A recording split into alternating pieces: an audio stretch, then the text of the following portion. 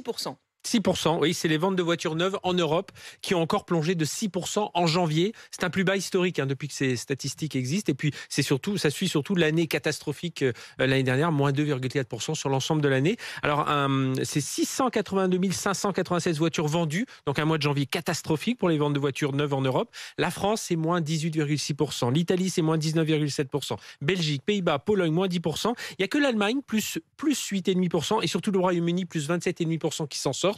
Pourquoi ? Parce qu'ils partent de beaucoup plus bas. Ils ont vraiment une très grosse chute les mois précédents. Alors, les raisons, on les connaît, c'est la pénurie de semi-conducteurs. Il y a toujours une difficulté à les construire. Il y a des usines qui ferment selon l'épidémie. Et puis, il y a une logistique qui peine à suivre. Et puis, les constructeurs qui privilégient souvent les modèles à forte valeur ajoutée. On va se concentrer sur les modèles plus chers, mais sur lesquels on a beaucoup de marge. Du coup, on en vend moins. Et sur quoi se rabattent les plus petits budgets ? Sur le marché de l'occasion, parce qu'en parallèle, le marché de l'occasion, il est en train d'exploser. C'est un marché hyper tendu. Donc voilà, 10 millions, quand même, si on regarde au total, c'est 10 millions de voitures de moins vendues en 2021 par rapport à 2019. Il y a des marques qui souffrent plus que d'autres ? Oui, alors que ce soit thermique ou sur le marché naissant de l'électrique, ceux qui souffrent, alors le groupe Volkswagen, moins 7%. Mais alors, si on regarde les Français, Stellantis, moins 15%. Les marques Peugeot, Fiat, Citroën notamment.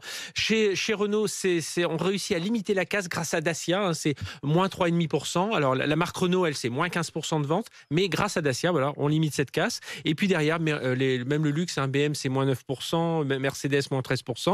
Il n'y a que les Asiatiques. Hyundai, Kia, c'est plus 28% de vente. Toyota, plus 10% de vente de voitures neuves. Pourquoi ? Souvent, constructeurs asiatiques obligent, ils ont gardé un lien très fort avec les fournisseurs de composants. Et donc, eux ont continué à produire pendant la crise et donc continuer à être approvisionné. C'est ce qu'on a vu aussi pour Tesla. Et puis, alors, si on regarde sur 2022, si la crise sanitaire s'essouffle et puis si on va commencer à avoir un approvisionnement un peu plus régulier, on peut imaginer une hausse des ventes d'environ 8% sur 2022, mais on est encore loin de 2019.